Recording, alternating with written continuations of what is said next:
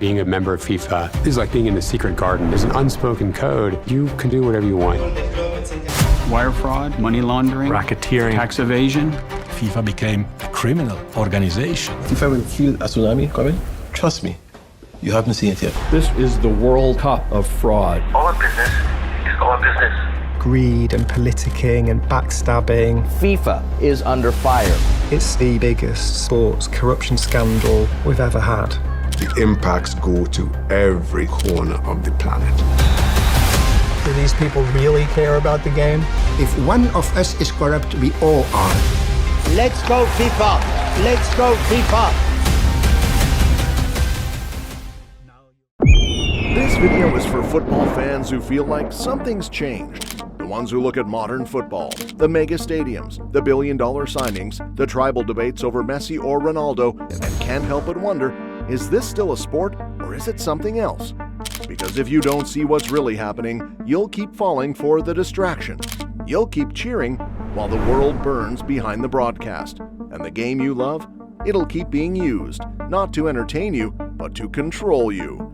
In the next few minutes, you won't just learn how the Club World Cup was designed to hijack your attention. You'll understand how football itself has become a tool to divide the world, distract the masses, and hide the truth in plain sight.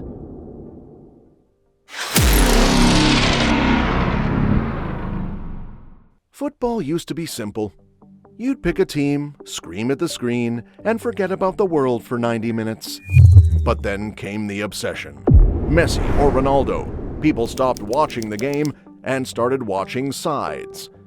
It wasn't about football anymore, it was about being right. They made you choose your messiah, and once you chose, you were owned. What started as admiration became identity. You weren't just supporting a player, you were defending your self-worth. Your hero's trophy count became your emotional currency, and every goal, a shot of dopamine. But what if that was the plan? Neuroscientists have shown that fans watching their team win activate the same brain circuits as religious worship, the same chemicals, the same regions of devotion. Football didn't just become a global religion, it became the most powerful one. And religion, real or manufactured, always serves one purpose: to unify the masses under control. That's why governments love football. That's why they fund it. That's why your club's owners aren't just businessmen, they're statesmen, oligarchs, and arms dealers. You thought you were picking a side, but they were assigning you one. Did you know Real Madrid has more global followers than the Catholic Church has active members under 30? Let that sink in. In 2024, more young people pray to Vinicius than they do to God. So the next time you're chanting for your club, ask yourself, who profits from your loyalty? Because behind every chant, there's a contract. Behind every rivalry, there's a sponsor. And behind every player celebration, there might be a handshake you were never supposed to see. And if club football became a religion, what does that make the Club World Cup?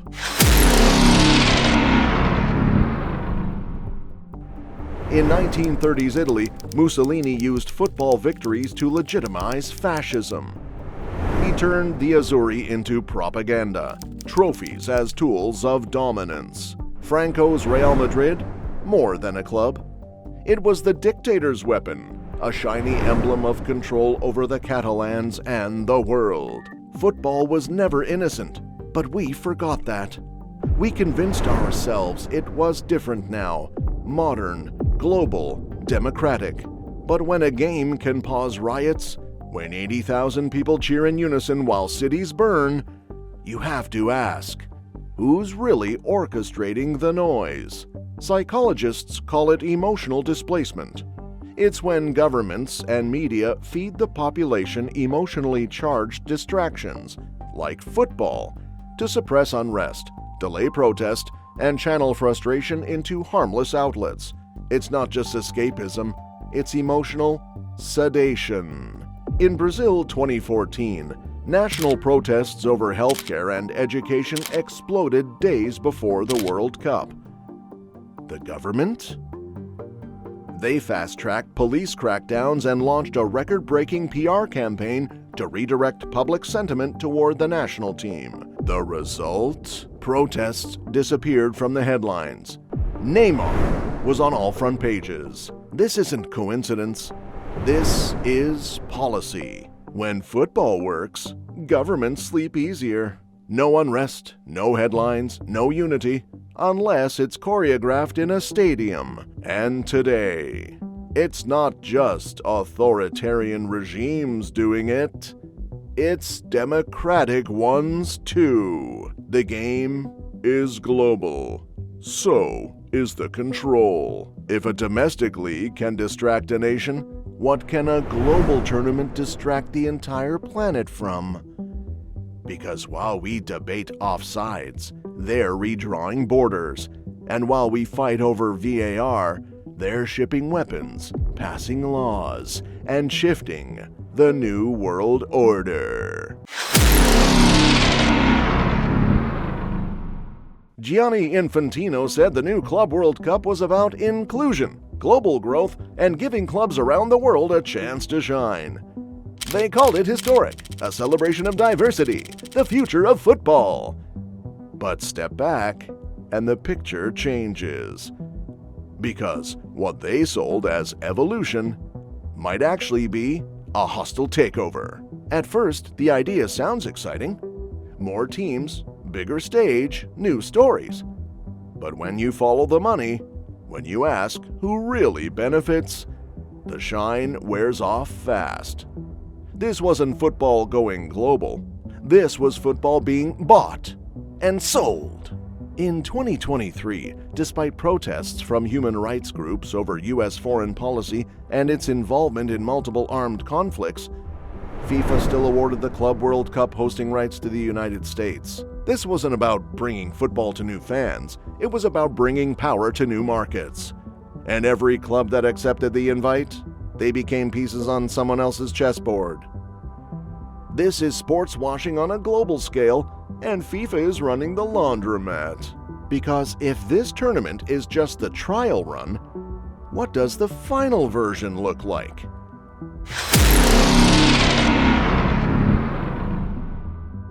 While the Club World Cup was being hailed as the ultimate celebration of global football, the headlines didn't mention Yemen. They didn't mention Gaza. They didn't mention U.S. warship or Israeli strike. No. They mentioned Vinicius versus Haaland, Golden Boots, team of the tournament, and Messi invited out of nowhere. This isn't just distraction. This is theater. As fans screamed under fireworks and confetti, children were screaming under rubble. As stadiums filled with chants, hospitals in war zones filled with bodies. It's not that football ignored the world, it's that football was used to make the world ignore itself. The climate crisis wasn't looming, it was literally melting the turf beneath the players' feet. In one match, temperatures reached 41 degrees Celsius. Players were collapsing from heat stress. Medical teams tripled water rations. This isn't just football. It's a bread and circus machine, where narrative replaces news and goals replace grief. Because if football can make you forget war, who wrote the script? Football fans love justice until it targets their club. They'll scream about corruption unless it's their boardroom signing the deal. They'll mock state-owned clubs while their own kit is stitched with the same sponsors. Because in football, it's only corruption when it's not your team. This is what they count on. That you'll defend anything, as long as it wears your colors. That your morality has a logo. And when your club wins, you'll call it legacy, even if it was bought with blood money. Today's top football clubs aren't just sports teams, they are investment portfolios, political pawns, and soft power vehicles. They don't care about your chance, they care about your loyalty. Because loyalty makes you predictable, and predictable fans don't ask dangerous questions. Barcelona's largest external donor in the past decade?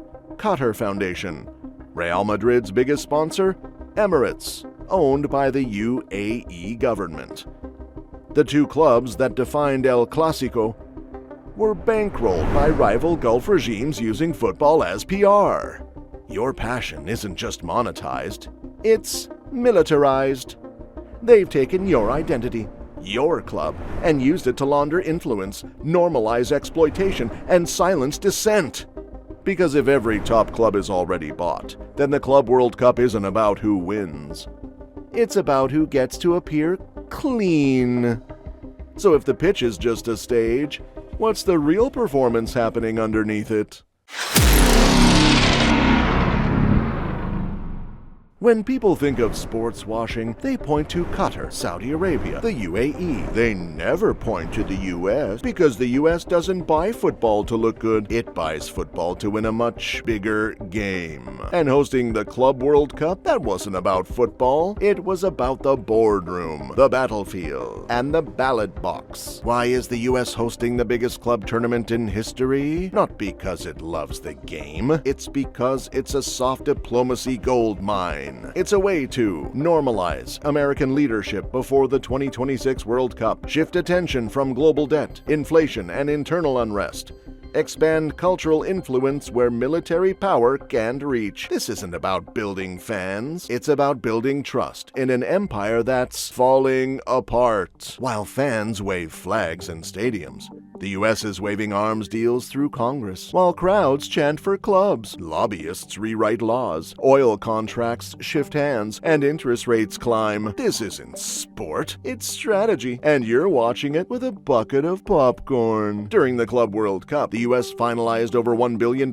in arms sales to a Gulf nation that sponsors multiple teams in the tournament. The deal wasn't reported on match day. It wasn't mentioned by pundits, but it happened while fans argued about penalties. Football isn't just the world's game anymore. It's America's next export, a cultural Trojan horse. And by 2026, football will be American branded, state-sponsored, and algorithm-optimized. The stadium is the new embassy, and every match is a message. Because if football is a weapon, and the US is holding it, then someone else is being targeted. So the question is no longer who's hosting, it's who's being sussed. You thought football was real, that it was pure, passionate, unifying, that Messi and Ronaldo were battling for legacy, that your club's victories meant something sacred. But that's the illusion. The truth? They were never rivals, they were mascots, global symbols, not of greatness, but of obedience. You were never meant to choose between them. You were meant to be divided by them. They made you believe in magic, in destiny, in miracles. But it was all manufactured. Scripts, image rights, narratives bought and sold. And while you cried at last-minute goals, they laughed at the boardroom table. Not because you were wrong to care, but because they knew exactly how much you would. Modern football isn't just entertainment, it's an emotional operating system. Every chant, every rivalry, every GOAT debate feeds data into a machine that knows how to keep you addicted. From TV rights to crypto tokens to gambling apps, your passion isn't sacred anymore. It's been weaponized for profit. Between 2012 and 2022, the Messi versus Ronaldo rivalry generated over $6 billion